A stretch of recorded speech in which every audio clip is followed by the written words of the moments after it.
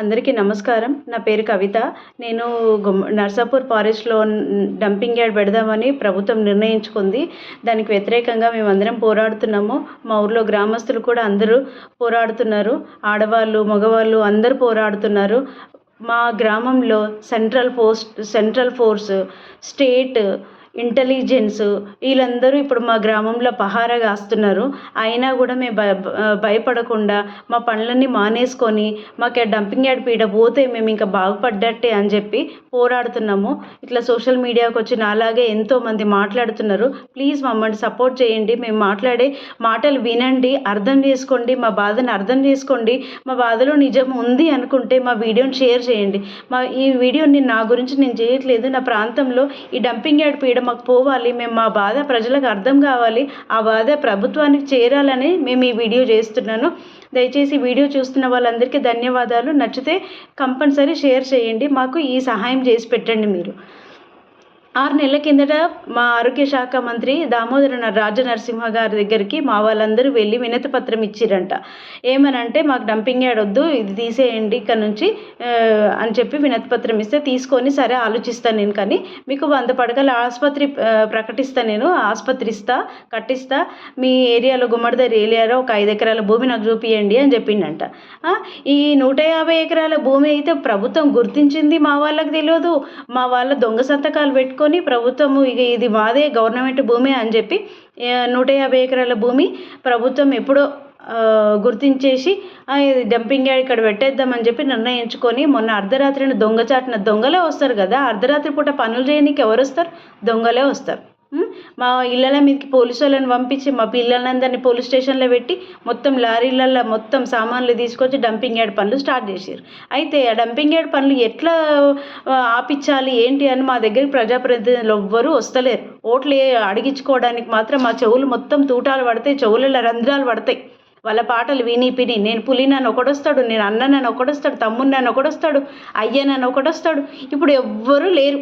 ఏ తమ్ముడు లేడు, ఏ పులి లేదు, ఏ అన్న లేదు, తమ్ముడు లేడు, ఎవరు లేడు. మంచిగా గెలిచిర్రు, ఏసీ ఇళ్ళల్లో కూర్చొని ఆ రూమ్లలో కూర్చొని పండుకుంటారు. ఇప్పుడు మేము ఇంత బాధపడి మేము ఇంత రోడ్డుకి ఎక్కి రచ్చకీడ్చి మా పనులన్నీ మానుకొని మేము ఇంత బాధపడి ఏడుస్తుంటే మాకు డంపింగ్ యార్డ్ వద్దు మొర్రో, మేము వ్యవసాయాలు చేసుకుంటాము, మేము గొర్రెలను మేకల్ని ఇవన్నీ కాసుకొని బతుకుతాము, ఆ పాలు విండుకొని బతుకుతాము, మేము వ్యవసాయం చేసుకొని పంటలు అమ్ముకొని బతుకుతాము, మేము ఆ పురుగులు పట్టిన పుచ్చు కూరగాయలు తిని బతుకుతాము, మేము కోపన్ బియ్యం తిని బతుకుతాము, మీకు మంచి బియ్యం ఇచ్చి.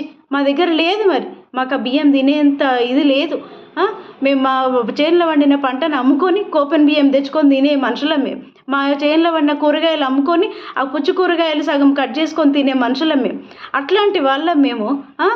మమ్మల్ని ఇంత బాధ పెట్టుకుంటా మా పచ్చటి అడవిలో డంపింగ్ యార్డ్ చేస్తామంటే 2000 మెట్రిక్ టన్నుల చెత్త రోజు సిటీ నుంచి మా నర్సాపూర్ ఫారెస్ట్లో నలవల్లి గ్రామం దగ్గర వేసారంట. 2000 మెట్రిక్ టన్నుల చెత్త అంటే రోజుకు 500 లారీలు, రోజుకు 500 లారీలు. ఇక మా దగ్గర మాకు మెదక్ హైవే ఉంది, బోధన వెళ్తుంది. అది నిరంతరం బస్సులు అన్నీ ఫుల్ ట్రాఫిక్ ఉంటుంది. ఇక అవి ఏమి వెళ్ళవి, అవి కూడా వేరే రూట్ చూసుకుంటాయి. ఇక ఇవంతా డంపింగ్ యార్డ్ ఉంది ఇక్కడ, అంత చెత్త బండ్లు పోతాయి ఇక్కడ అని చెప్పి వాళ్ళు కూడా ఎవ్వరు రారు. ఇక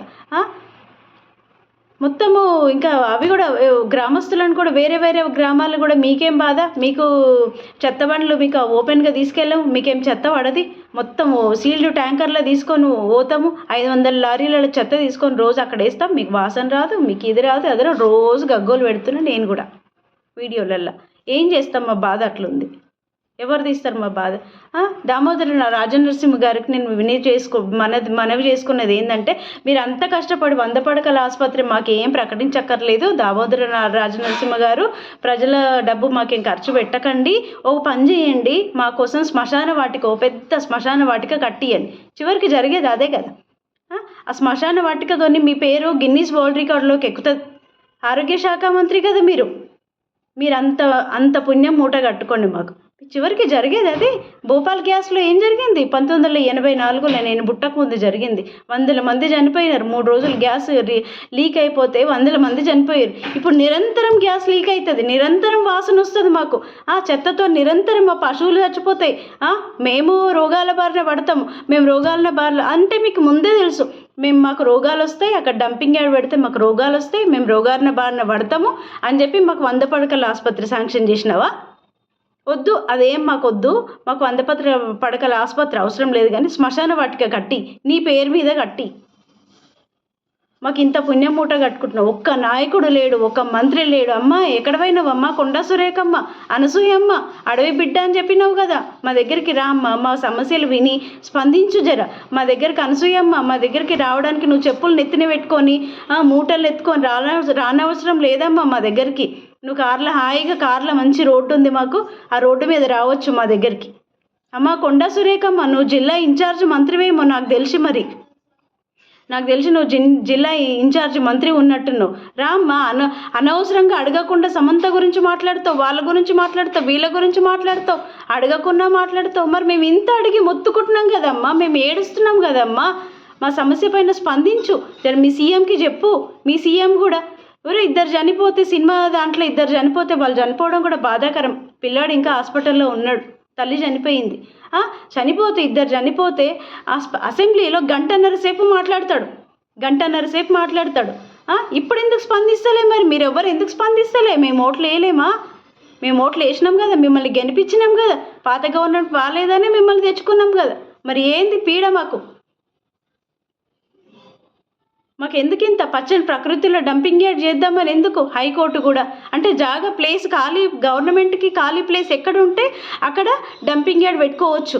ఏదైనా ఎంత కాలుష్యకారకమైన ఇదైనా పెట్టుకోవచ్చు. మరి మేము కూడా మాకు 1 ఎకరా భూమి ఉందనుకోండి, మేము ఆ ఎకరా భూమిలో మేము ఎలాంటిదైనా ఏ పనైనా చేయొచ్చా?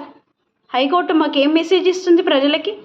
అంటే మా సొంత భూమి ఉంటే ఆ సొంత భూమిలో మేము ఎలాంటి పనైనా చేసుకోవచ్చు.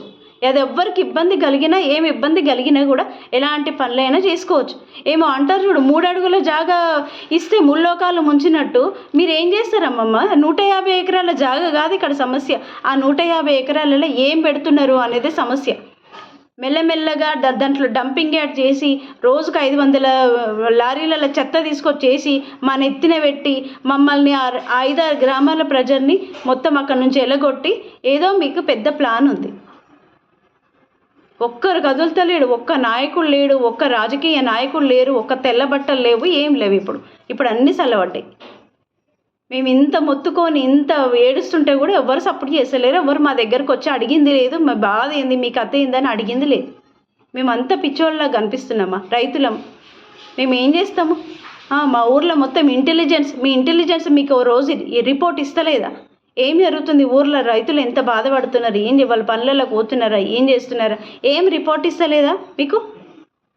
దయచేసి మా బాధలు అర్థం చేసుకోండి. ఆ డంపింగ్ యార్డ్ పీడ నుంచి మమ్మల్ని వదిలించండి. మాకు అది తప్పించండి ఆ పీడ.